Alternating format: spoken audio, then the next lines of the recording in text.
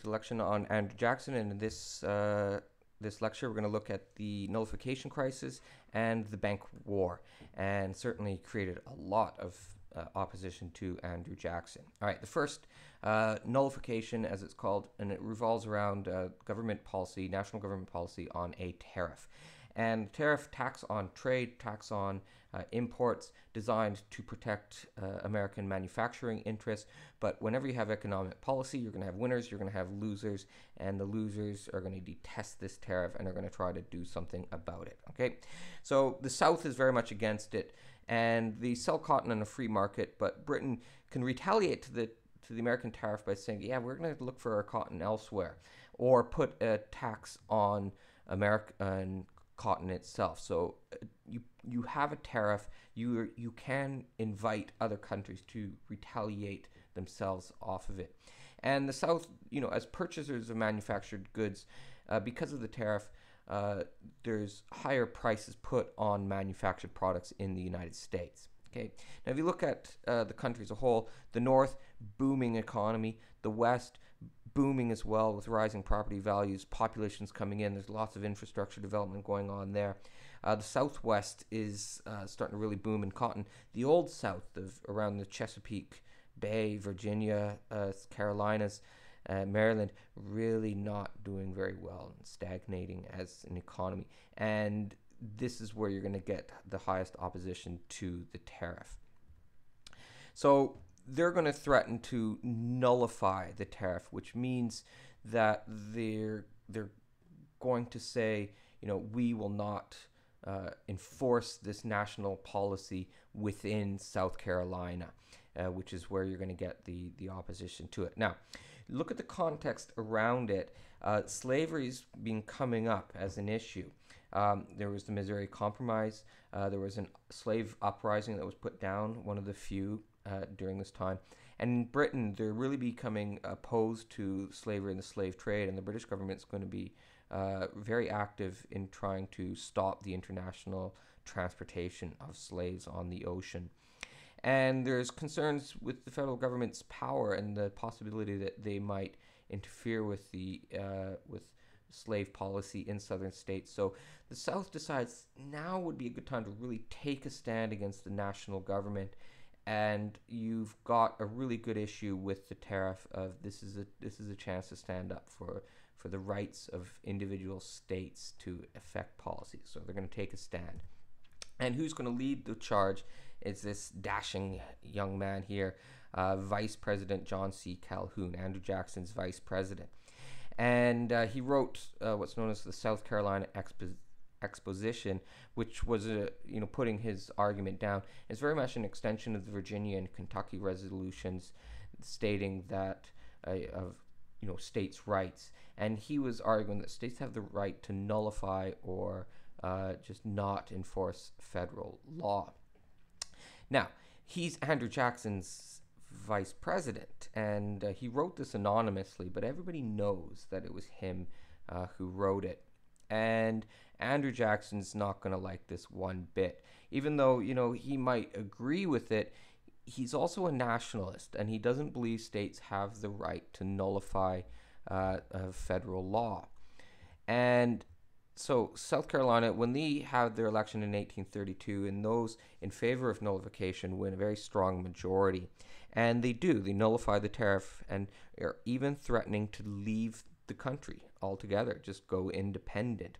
Now, what does it mean by they nullify the tariff? Well, now if you're a British importer, you're importing products into the United States, well, don't go to New York City where you have to pay this tax. Go to South Carolina and go to the port there, Charleston, and you won't have to pay the tax.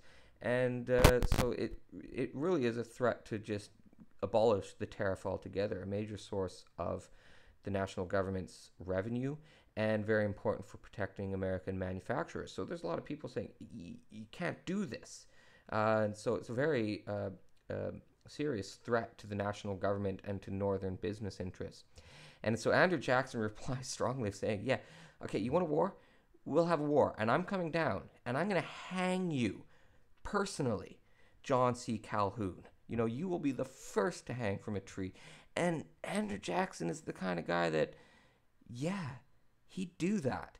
And so his strong response to it, it gets everybody, okay, we need to calm down. And Henry Clay proposes a compromise that will lower the tariff gradually over time to much lower levels, because it was quite high, the tariff.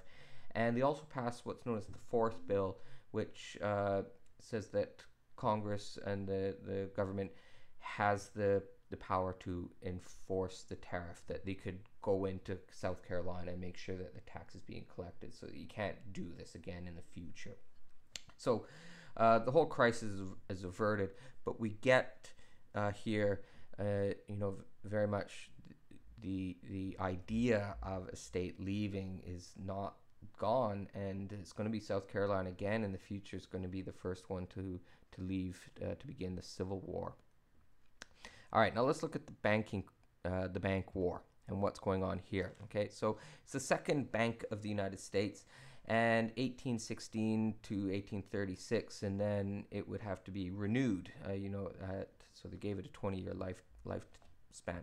Now, those who are against the bank, common people, they see it as a tool of the rich and elite classes. And very much today, when a lot of people criticize corporations as having excess economic power, at this time they're looking at the Bank of the United States. And so a lot of people really felt that it was used for the rich to keep themselves rich and to make it difficult for the poor to move up in classes. That's not what it was, though. It was simply it was the bank, and it was the bank that the national government used to manage its money. Now, it wasn't an issue in 1828, but 1832, Henry Clay and others opposed to Andrew Jackson decided to make it an issue, and they made a bit of a mistake here. In 1832, Clay and Daniel Webster in the Senate, they seek to renew the charter earlier, 4 years early, and they do this in the summer of 1832. Now, there's an election in November, and it's going to be Clay up against Andrew Jackson. So this is definitely a political move to move the issue of the bank to center stage, and Clay's sort of thinking that people will see the bank as a useful tool for managing the economy and managing the government's money, and would not like to see it gone. Now, Jackson vetoes the Clay's proposal right away and writes up a lengthy veto, and he's making those same arguments Thomas Jefferson had used earlier to say that the bank is unconstitutional, and he argues it's a private institution that is benefiting the rich. And with this, it becomes now the election of 1832. It really is an election over the bank, and symbolically, it's an election of, say, the common man against the powerful elite. That's how it sort of played out, this issue. And Jackson crushes Clay. And I see there, Clay should be capitalized. Absolutely crushed him. And Clay, making a miscalculation. He thinks people are going to vote smart. That's not how people vote. People vote very much emotionally, or through your identity as a lower class person or an upper class person. And so the lower classes, the bank is very useful for them, and it's making a stable economy, but that's not the way that they see it. And Clay doesn't quite understand this at the time, and this is very much symbolic of this transition to the common people can vote, and they're not necessarily going to be knee deep in the issues and knowing everything about them. So it's a lesson learned. Now, what Jackson then comes in. Now, the bank still got 4 more years, but he decides, I'm going to destroy it now.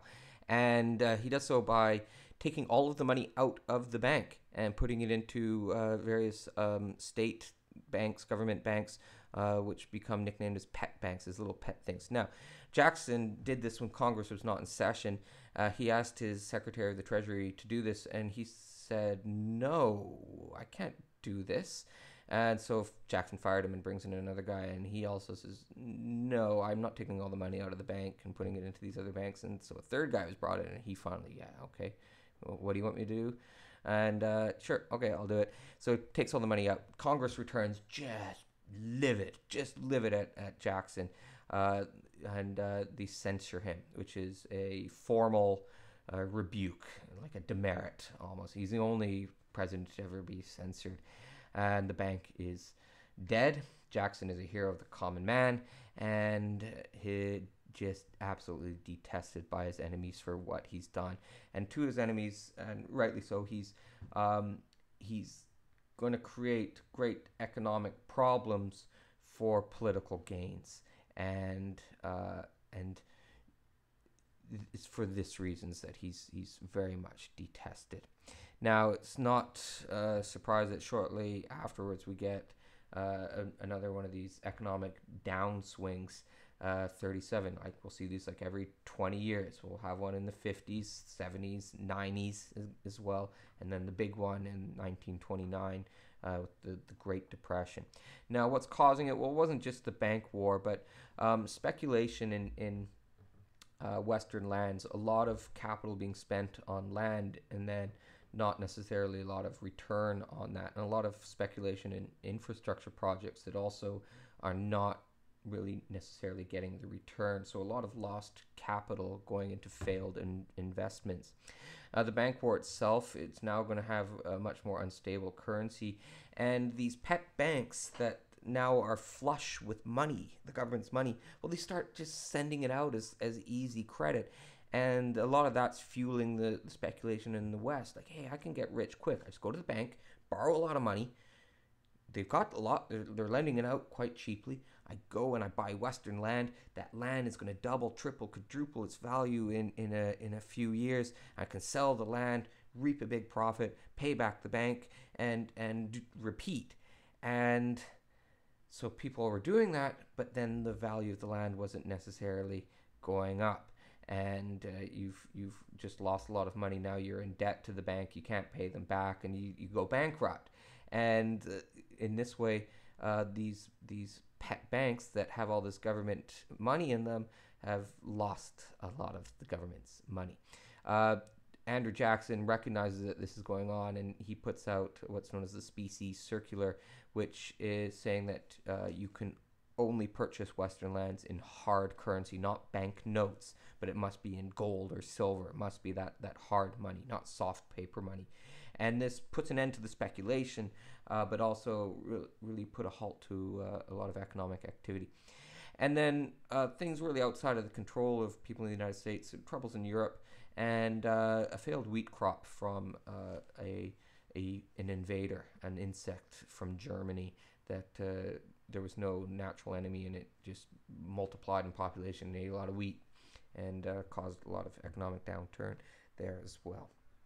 All right, so there's the nullification crisis and the bank war, and we can see these same sort of fault lines of economic issues where it benefits one region or one group of people, or perceived to represent one group of people with the bank. And with Andrew Jackson taking the side, states could not leave, nullify, puts it strongly against that, and then destroying the bank. And ironically, Andrew Jackson's one of those presidents on American dollars today. He's on the $20 note, a guy whose economic record is not exactly stellar. All right, thank you very much for listening. That concludes